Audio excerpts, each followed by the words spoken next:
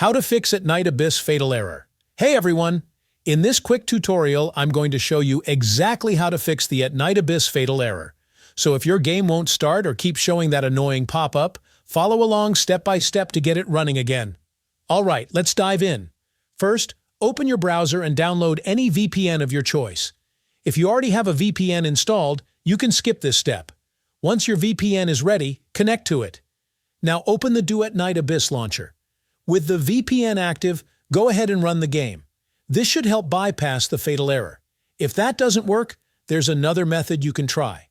Turn off your internet connection before opening the launcher. Once the launcher is open, turn your Wi-Fi or Ethernet back on and start the game. You might still see the fatal error pop up, but don't worry. The game will continue to launch, and that's it. By using either of these methods, you can finally get back into At Night Abyss without the fatal error stopping you.